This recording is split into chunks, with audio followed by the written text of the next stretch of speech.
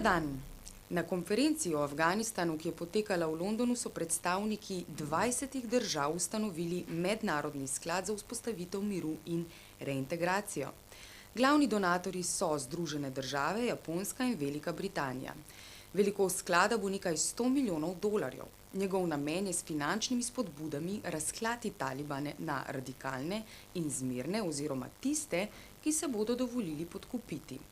Sklad bo talibanskim borcem ponudil usposabljanje in zaposlitve, njihovim voditeljem pa omogočil sodelovanje v političnem procesu in vlogo pri upravljanju države. Edini predpogoj je, da se odrečejo nasilju, torej uporu. Vodja Združenih narodov za Afganistan, Kai Eide, je sočasno napovedal, da bo kot uvod v pogajanja s terorističnega seznama Združenih narodov umaknjenih precej talibanskih voditeljev. Z ustanovitvijo stabilizacijskega sklada okupatorske države posredno priznavajo, da z vojsko ni mogoče poraziti nasprotnika.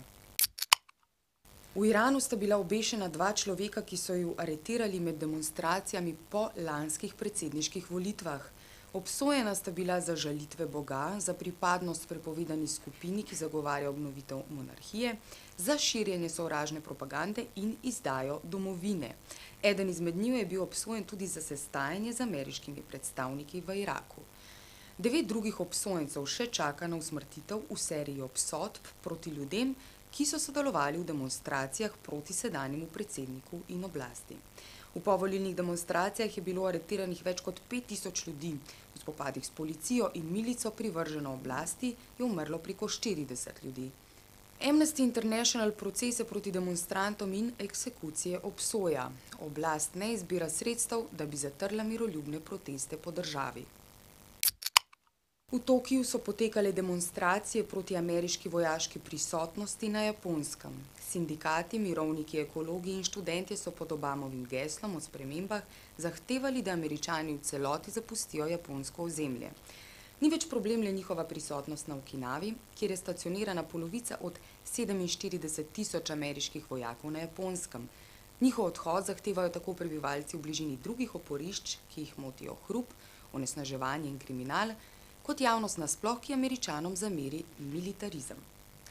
Prebivalce 150 držav, kjer imajo Združene države večja vojaška oporišča, zato pozivajo, da se jim pridružijo v skupnem boju proti ameriški vojaški prisotnosti. Na demonstracijah je sodelovala tudi ministrica sedanje vlade, ki je zbranim obljubila zmago, torej preprečitev gradnje nove pomorske baze na otoku Okinava. Ta je posledica meddržavnega sporazuma iz leta 2006, ki ga je sklenila prejšnja japonska vlada.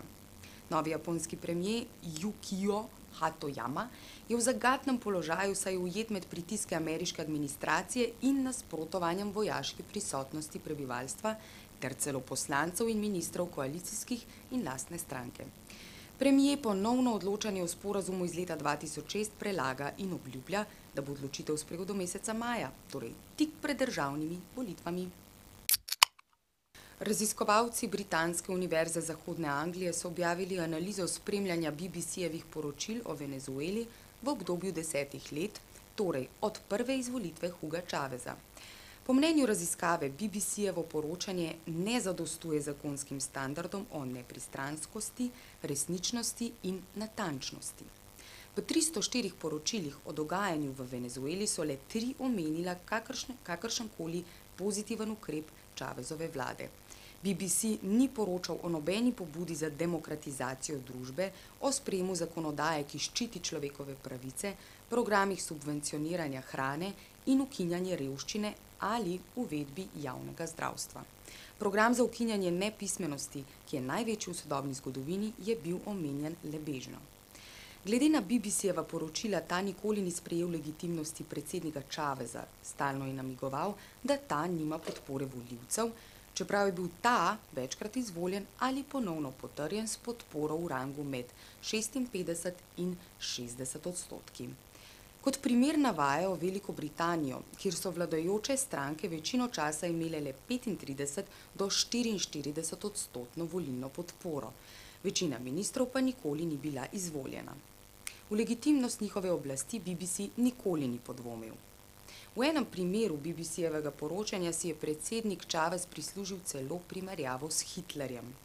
Ostro kritiko si je BBC zaslužil tudi s poročanjem o državnem udaru leta 2002.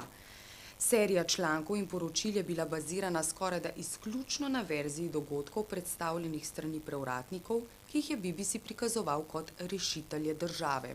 Čeprav je poročal o državnem udaru, je celo samo besedo državni udar oziroma besedno zvezo označeval kot navedbo ali obtožbo Chavezovih podpornikov. Po BBC-jevem poročanju je Chavez padel, se odpovedal, odstopil ali odšel. Iz raziskave je mogoče potegniti zaključek, da BBC ni medij, ki bi verodostojno pokrival dogajanje v Venezueli in Latinski Ameriki nasploh. V Veliki Britaniji se zaključuje obravnava zakona o enakih možnostih. Država se bo s tem prilagodila smernicam Evropske unije o enakopravnosti, ne glede na spol, spolno usmerjenost, starost, hendikepiranost, versko prepričanje ali etnično pripadnost. Delovna sodišča bodo dobila večje pristojnosti v primerih obtožb proti delodajalcem na osnovi diskriminacije. Delodajalci bodo primorani objavljati poročila o neenakosti plač glede na spol. Zakon bo posegal tudi na področja izven delovnega mesta ali šole. Zaščita pred diskriminacijo bo tako razširjena na članstvo v zasebnih klubih in povezavah. Področnemu ministru bodo dana pooblastila, da nove uredbe EU z področja enakopravnosti uveljavi brez predhodnega zakonodajnega postopka. Vsebina zakona se zdi problematična katoliški cerkvi. Papež je zato pozval katoliške škofe v Veliki Britaniji, da se borijo proti delom zakona o enakih možnostih z misijonarsko gorečnostjo. Ti skrunijo naravne zakone, na katerih temelji enakost vseh človeških bitij in bi lahko posegali v pravico cerkve, da homoseksualni duhovščini onemogoča zasedanje višjih položajev v njeni hierarhiji. Izraelska vojska je sprožila 5 preiskav o problematičnem delovanju enot pri napadu na Gazo. Ena izmed komisij se je ukvarjala s primerom uporabe belega fosforja v gosto naseljenem predelu Gaze. V zaključnem poročilu je okarala 2 visoka poveljnika, poveljnika divizije in brigade. Ta sta svojim delovanjem ogrožala človeška življenja z izstreljevanjem zažigalnih granat proti zgradbam Združenih narodov. S kakšnimi disciplinskimi ukrepi bosta poveljnika kaznovana, ni jasno. Po najnovejših informacijah tiskovni predstavnik IDF-a pravi, da poveljnika ne bosta deležna nikakršnih sankcij. Do sedaj je izraelska oblast dejanja vojske upravičevala z uporabo podobnih granat drugih zahodnih zaveznikov. Beli fosfor naj bi uporabljali le na odročnih in manj naseljenih delih Gaze. Organizacije za človekove pravice pravijo, da je bila uporaba zažigalnih sredstev sistematična. Gostota poselitve civilnega prebivalstva ni vplivala na odločitve o uporabi kemičnih sredstev. Sočasno te organizacije pozdravljajo začetek preiskav in prvo priznanje IDF-a, da je tokom napada na Gazo delal napake. Varnostno-obveščevalna služba Shin Bet je izdala poročilo za leto 2009. To je prvo leto, v katerem ni bilo niti enega samomorilskega napada. Število samomorilskih napadov v zadnjih letih upadalo, še posebej v primerjavi z vrhuncem po začetku druge intifade.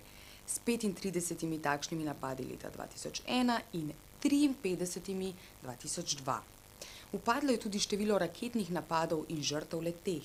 Če je bilo leta 2008 preko 2000 raketnih napadov, jih je bilo leta 2009 le 566. Večina je bila izvedenih v času napada na Gazo. In sedaj še, a imamo takle vprašanja? Prvo vprašanje, kakšna bi morala biti sporočila Svetovnega socialnega foruma in kakšna tista iz Davosa?